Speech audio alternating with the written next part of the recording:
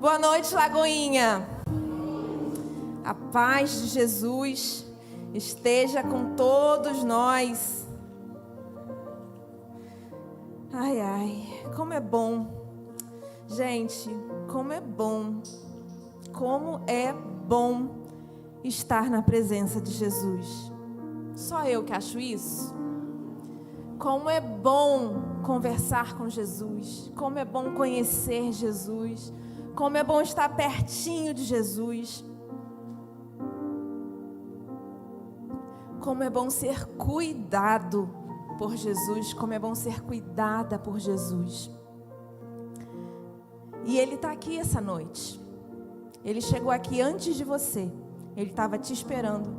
Ele foi na sua casa, te buscou, te trouxe para cá. E quando você chegou aqui, Ele já estava aqui. Aleluia. Honra. Quando eu vejo essa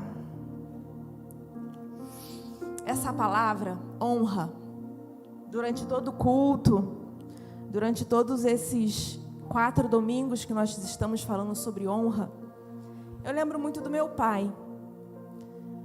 Meu pai tem 85 anos. E quando a gente senta para conversar e ele começa a contar as histórias de vida dele, as histórias da adolescência, as experiências que ele teve ao longo da vida dele.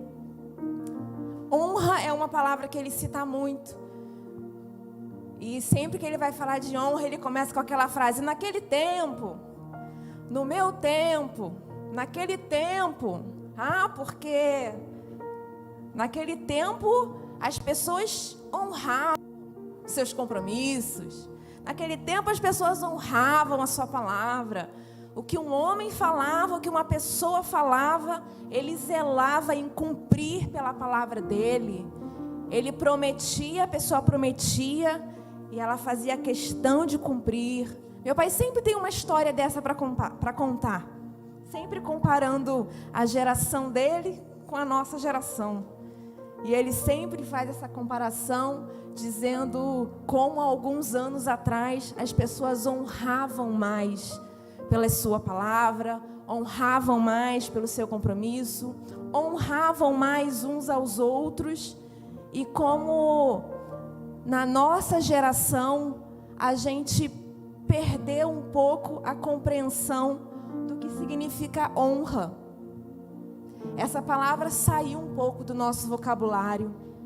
A gente usa pouco, nós usamos pouco a palavra honra, às vezes porque não entendemos o que significa honra, mas estamos aqui há 4 semanas aprendendo sobre. E às vezes a gente nem sabe o que ela significa, nem sabe a importância dela, não sabe o peso que tem essa palavra, a responsabilidade que vem com essa palavra e como ela é fundamental e importante para a gente. E aí, eu quero ler com vocês alguns textos e quero começar lá em Filipenses, capítulo 2, a partir do versículo 1.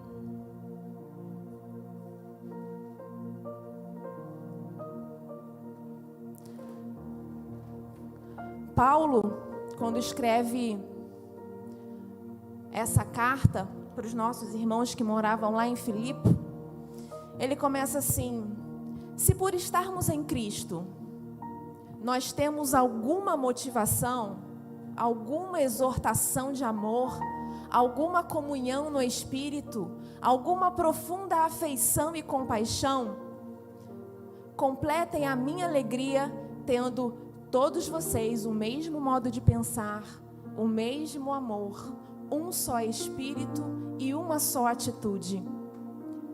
Nada façam por ambição egoísta ou por vaidade, mas humildemente considerem os outros superiores a vocês mesmos. Cada um cuide não somente do seu próprio interesse, mas também dos interesses dos outros. Seja a atitude de vocês a mesma, seja a atitude de vocês a mesma de Cristo Jesus, que, embora sendo Deus, ele não considerou que o ser igual a Deus era algo que ele deveria se apegar, mas ele esvaziou-se a si mesmo, vindo a ser servo, tornando-se semelhante aos homens, e sendo encontrado em forma humana, humilhou-se a si mesmo e foi obediente até a morte. E não foi qualquer morte, foi morte de cruz. Por isso, Deus o exaltou à mais alta posição e lhe deu um nome que está acima de todo nome, para que ao nome de Jesus se dobre todo o joelho, nos céus, na terra e debaixo da terra, e toda língua confesse que Jesus Cristo é o Senhor, para a glória de Deus Pai.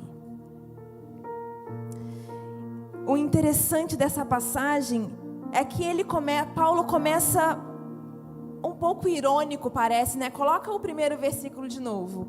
Parece que ele está sendo irônico, porque ele está falando para uma igreja. E ele fala assim: se por estarmos em Cristo nós temos alguma motivação, primeiro, não tem como estar em Cristo e não ter motivação, porque Cristo é a própria motivação. E aí ele continua: se temos alguma motivação, alguma exortação de amor, é claro que nós temos exortação de amor, é claro que nós temos comunhão com o Espírito, é claro que nós temos profunda afeição e compaixão. Por quê? Porque é claro que nós estamos em Cristo. Coloco 2. Completem a minha alegria, tendo todos vocês o mesmo modo de pensar, o mesmo amor, um só Espírito e uma só atitude. Por quê? Porque se estamos todos em Cristo, não teremos amor diferente, atitudes diferentes, caráter diferente, comportamento diferente.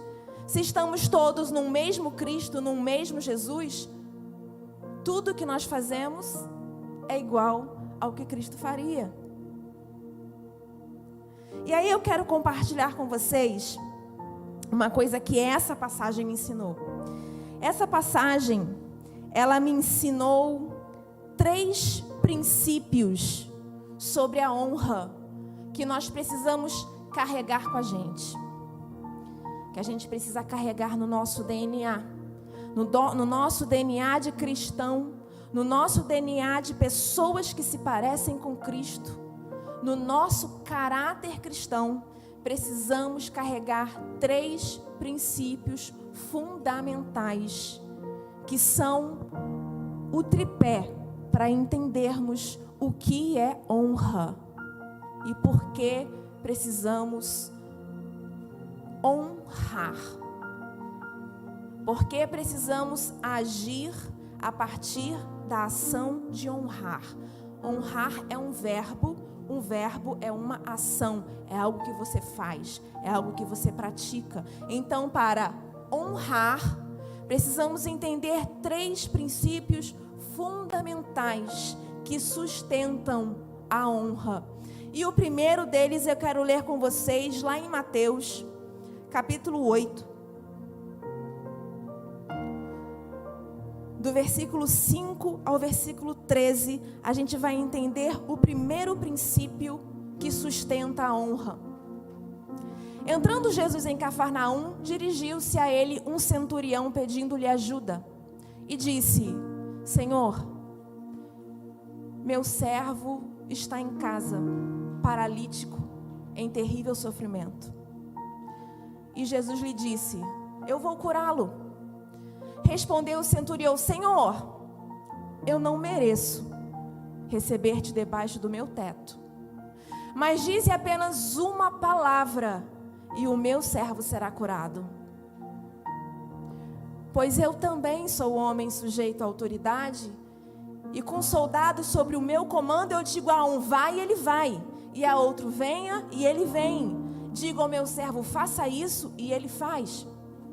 Ao ouvir isso, Jesus admirou-se. Já pensou Jesus se admirando com aquilo que você fala? Mateus conta pra gente que Jesus ficou admirado com as palavras do centurião romano. Isso significa que as palavras que saem da sua boca podem admirar Jesus.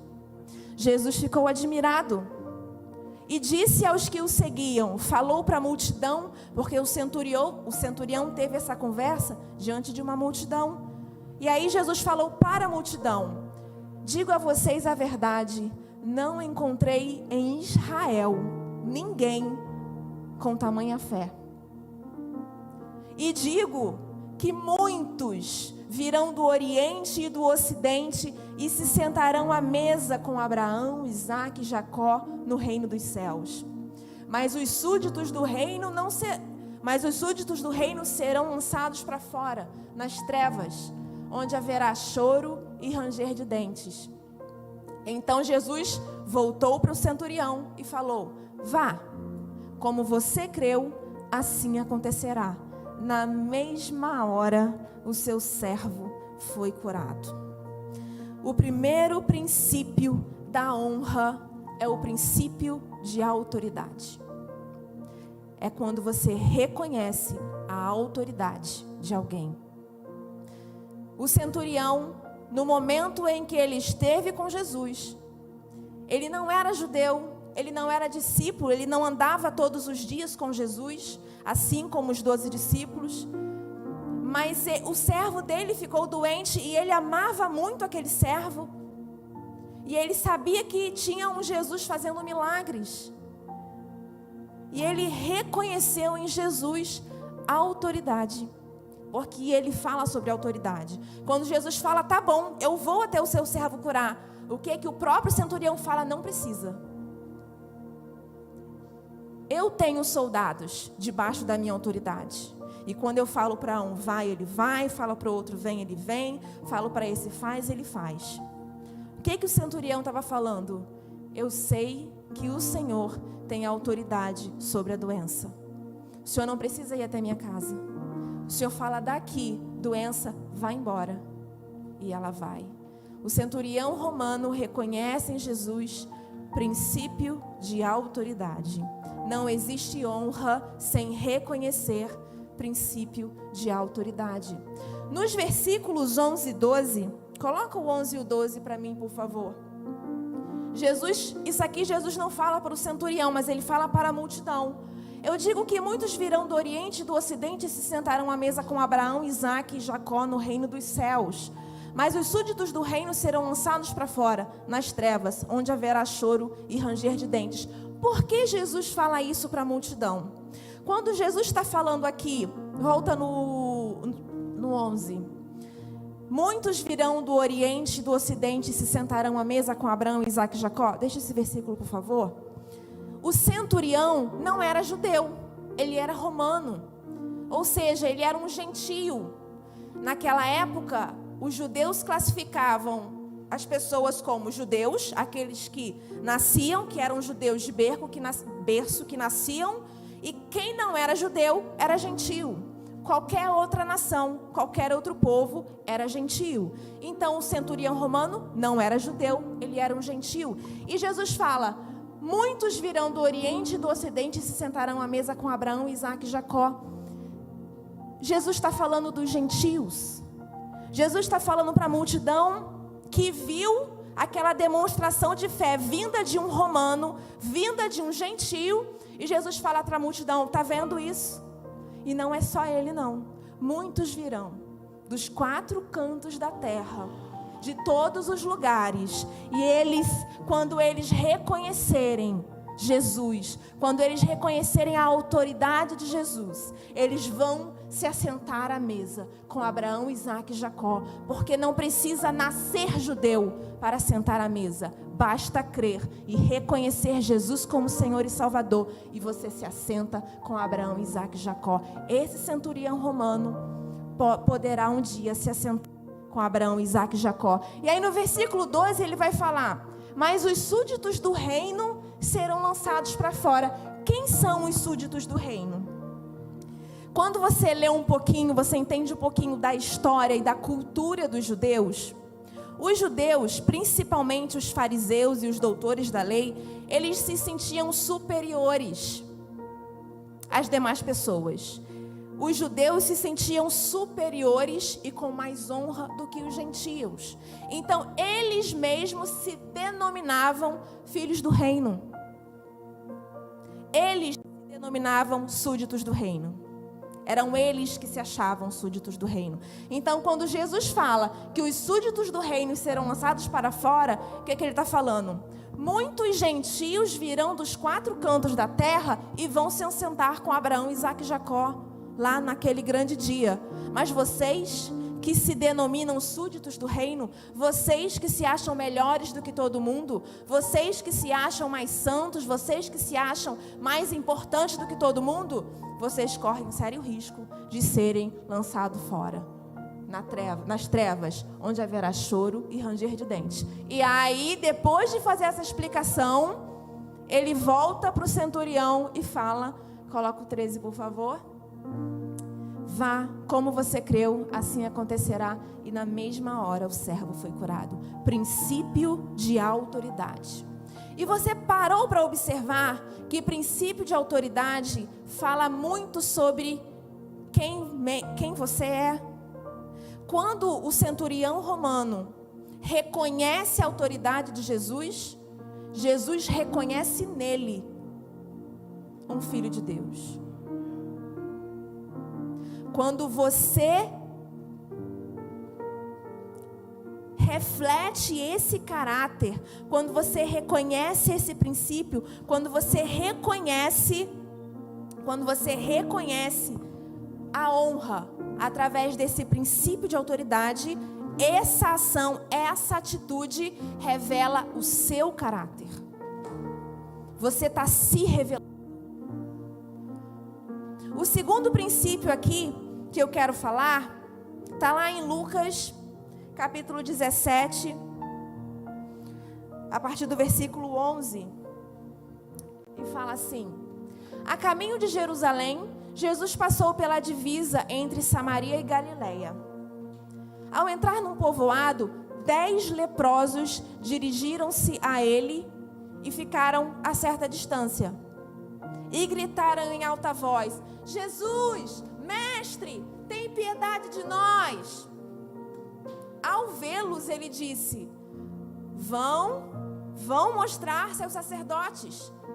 E enquanto eles iam, foram purificados.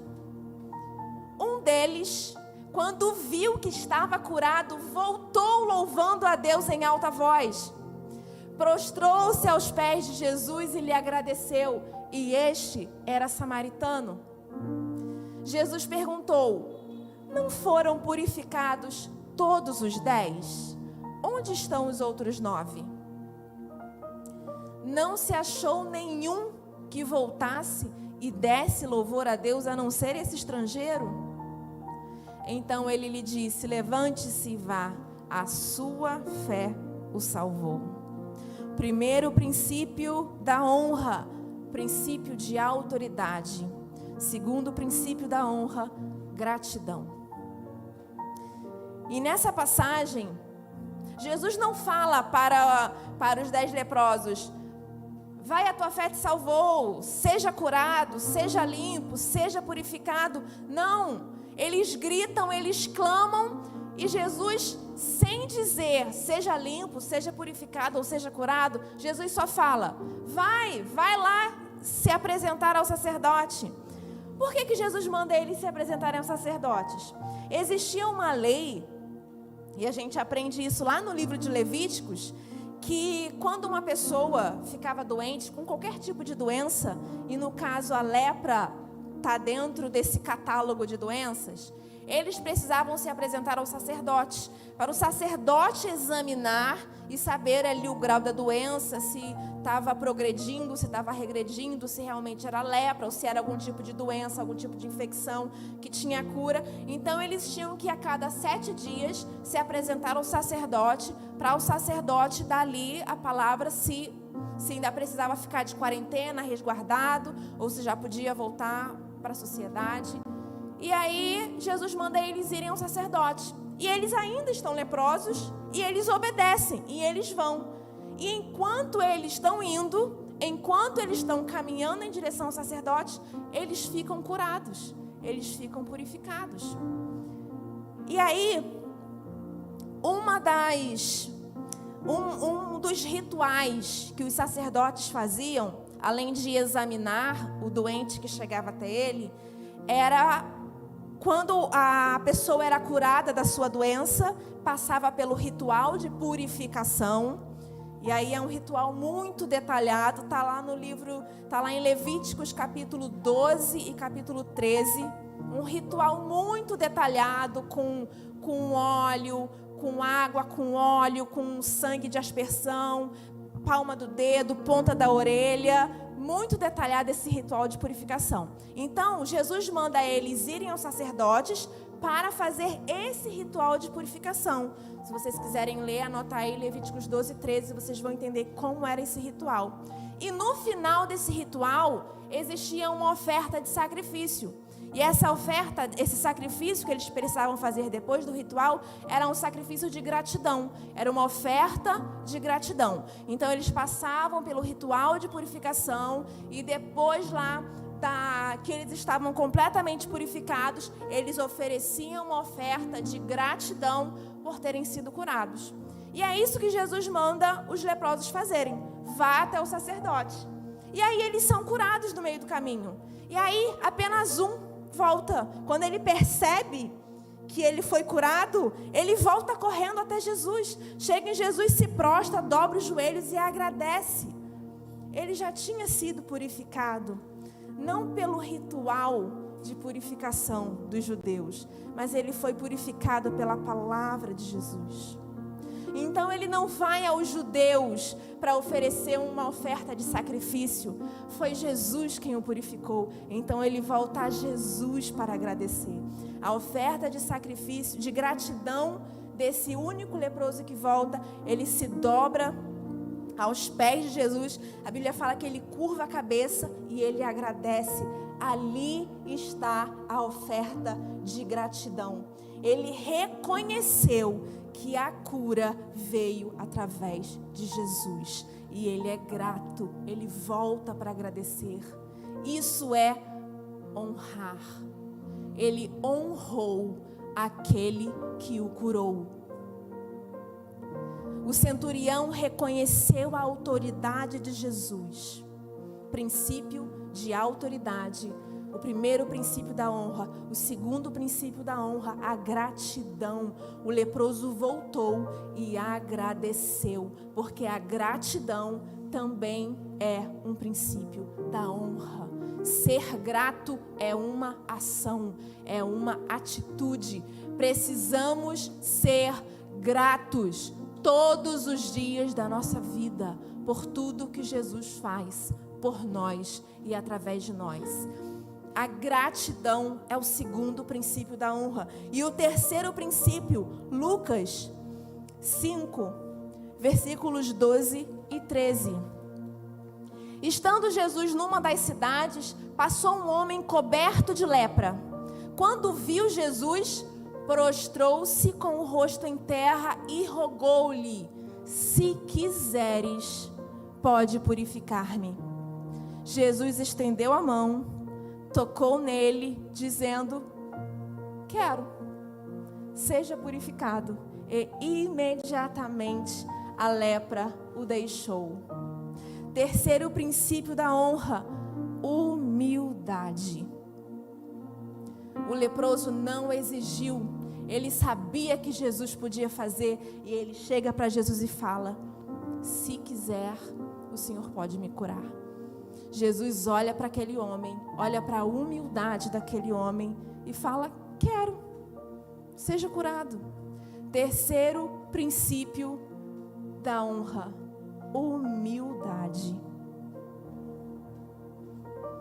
E a humildade também é uma atitude.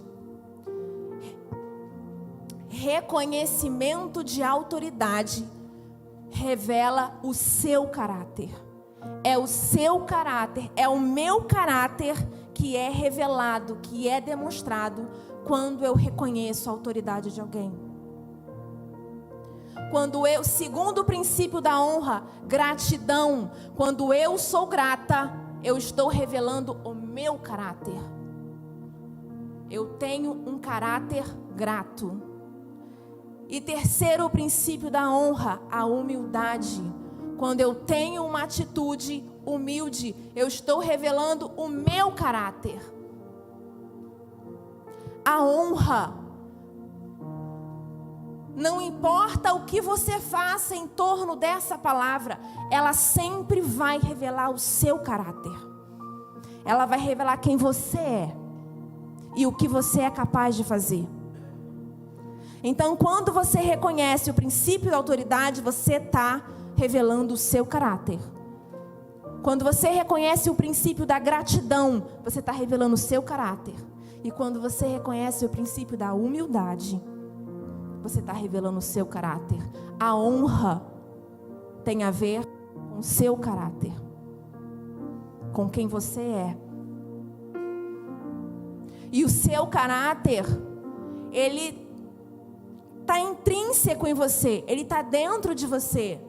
O seu caráter, ele é muito mais do que aquilo que você faz, porque você pode estar fazendo uma coisa pensando outra. O seu caráter está naquilo que você está pensando, não naquilo que você está fazendo. A Bíblia vai nos ensinar que a boca fala do que o coração está cheio. Não existe falar da boca para fora. Ah, desculpa, falei da boca para fora. Não, em algum momento aquilo que você falou nasceu no seu coração. E isso revela caráter. Precisamos tomar muito cuidado, porque tudo o que fazemos revela o nosso caráter. A honra revela o nosso caráter. É o meu caráter sendo revelado para vocês através das minhas ações. E aí a gente volta lá em Filipenses. Volta lá em Filipenses 2, por favor. Se por estarmos em Cristo nós temos alguma motivação, alguma exortação de amor, alguma comunhão no Espírito, alguma profunda afeição e compaixão, completem a minha alegria tendo o mesmo modo de pensar, o mesmo amor, um só Espírito e uma só atitude, o caráter de Cristo revelado em vocês. A gente pode resumir tudo isso aqui, a gente pode resumir o modo de pensar, o amor, o espírito e a atitude, a gente pode resumir isso em caráter. Isso daqui é o caráter de Cristo. É o caráter que precisa ser revelado através de nós. Nós precisamos revelar ao mundo o caráter de Cristo. E aí quando a gente lê o versículo... Vamos continuar lendo daí mesmo. Nada façam por ambição egoísta ou por vaidade, mas humildemente considerem os outros superiores a você mesmo. Princípio de autoridade. Cada um cuide não somente dos seus interesses, mas também dos interesses dos outros. Princípio de humildade. Seja a atitude de vocês a mesma de Cristo Jesus. E aqui a gente vai entender como, na vida do próprio Jesus, Ele revela para nós o princípio de autoridade, o princípio de gratidão e o princípio de humildade. No versículo 6 fala assim, que embora sendo Deus, não considerou que ser igual a Deus era algo a que devia se apegar. Jesus revelando para nós que nele existe reconhecimento de princípio de autoridade. Porque a partir do momento que ele, sendo Deus, ele deixa o seu trono lá no céu de glória, rodeado por anjos o adorando, e vem até nós, e quando ele está entre nós, ele não se considera que o ser igual a Deus era algo que ele devia se apegar, porque agora ele também era um ser humano. E enquanto ele vivia entre nós como ser humano, tudo ele orava ao Pai. Ele reconhecia a autoridade do Pai. No próprio Jesus, nós vemos o princípio de autoridade no próprio Jesus, que era Deus. Ele, enquanto homem, reconhecia a autoridade do Pai. E tudo ele falava com o Pai. Tudo ele pedia ao Pai. No versículo 7 fala assim: mas esvaziou-se a si mesmo, vindo a ser servo, tornando-se semelhante aos homens. Enquanto ele era semelhante aos homens, enquanto ele era semelhante a nós, ele também revelou o princípio da gratidão. Vocês prestaram atenção na passagem que a pastora leu? Quando Jesus pega aqueles pães e ele faz o quê? Ele dá graças. Tudo que Jesus faz, ele dá graças. Ele sempre dava graças. Ele sempre agradecia. Ele sempre levantava o Pai e falava graças. Obrigada, graças te dou. Princípio de gratidão. No próprio caráter de Jesus, a gente vê o princípio de autoridade. Quando tudo ele pede ao Pai. E a gente vê no próprio Jesus o princípio da gratidão, porque tudo ele dá graças ao Pai. E o versículo 8 fala assim: e sendo encontrado em forma humana, humilhou-se a si mesmo. Princípio de humildade. E foi obediente até a morte, e morte de cruz. O próprio Jesus revela pra gente que no caráter dele tem autoridade, tem gratidão e tem humildade. E na carta aos Filipenses, Paulo pede: seja a atitude de vocês a mesma de Cristo Jesus. E aí, quando a gente continua lendo os versículos posteriores, e eu vou ler já já, a gente vai entender por que a gente precisa ter em nós o caráter de Cristo. Eu vou pedir para vocês ficarem de pé. Vou chamar o louvor aqui na frente.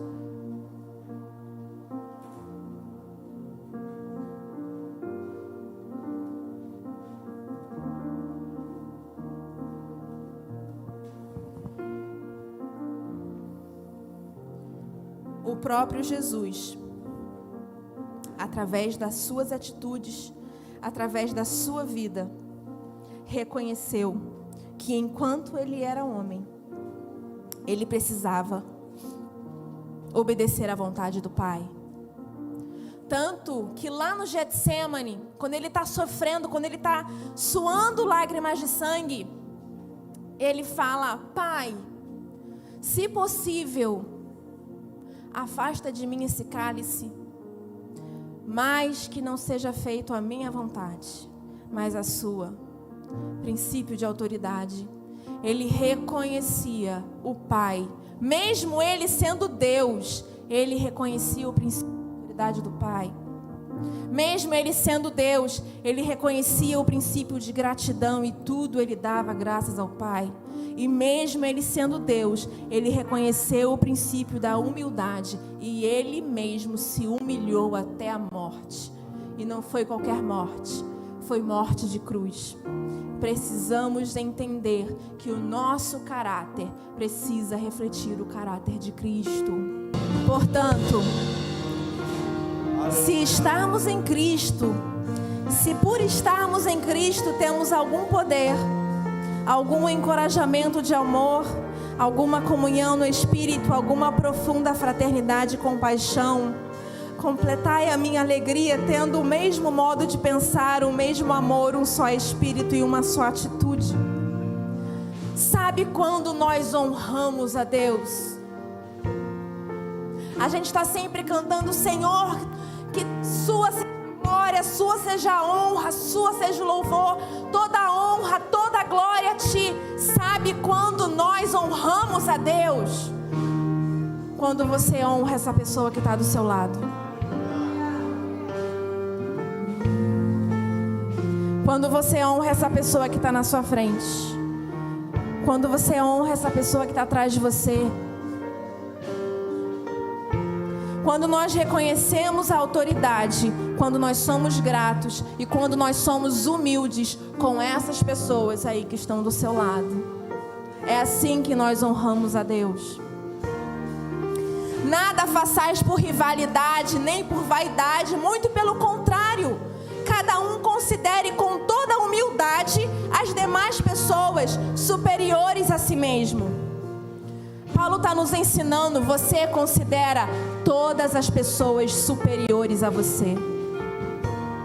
Isso não é só uma hierarquia. Você não considera só o seu pastor ou o seu líder, ou o seu professor, ou o seu patrão, ou o seu pai ou a sua mãe. Você não considera apenas alguém que está hierarquicamente acima de você como superior a você. Não, você considera todas as pessoas superiores a você. Porque quando você faz isso, você demonstra respeito. Quando você faz isso, você demonstra humildade. Quando você faz isso, você honra pessoas. Cada um zele não apenas por seus próprios interesses, mas igualmente pelos interesses dos outros. O mundo fala, cada um por si, Deus por todos. A Bíblia fala diferente. A Bíblia fala, cada um, uns pelos outros e Deus por todo mundo. A visão de Cristo não é cada um por si. A visão de Cristo é eu por você, você por mim. Cada um zele, não apenas pelos seus próprios interesses, mas igualmente, o mesmo cuidado que você tem pelas suas coisas, você tem pelos dos outros. Nunca mais repita essa frase, cada um por si. Não, não é cada um por si. No reino de Deus, não é cada um por si. No reino de Deus não tem individualidade. No reino de Deus somos todos um. No reino de Deus é eu por você, você por mim. No reino de Deus é você pela pessoa que está ao seu lado e a pessoa que está ao seu lado por você. Nunca mais repita cada um por si, Deus por todos, porque é cada um pelo outro e Deus por todo mundo. Enquanto você cuida das coisas de Deus, e essa pessoa que está do seu lado, ela é de Deus. Então, quando você cuida dessa pessoa que está do seu lado, que ela é de Deus, Deus cuida das suas coisas.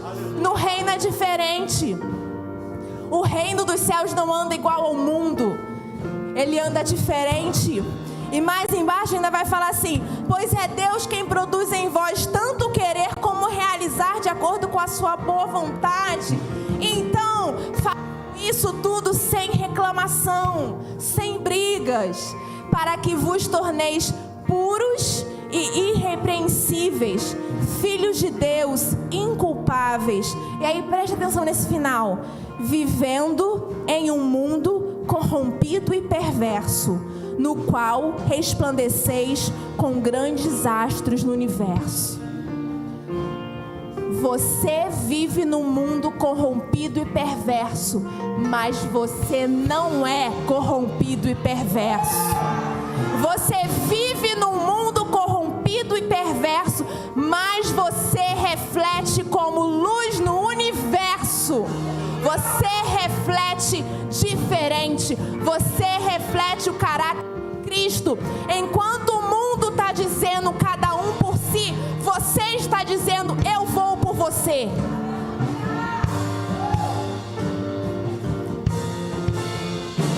Quem aqui essa noite gostaria de se entregar a Jesus e se deixar ser moldado por esse caráter? Esse caráter que ele tem a forma de Cristo. Esse caráter que se parece com Cristo.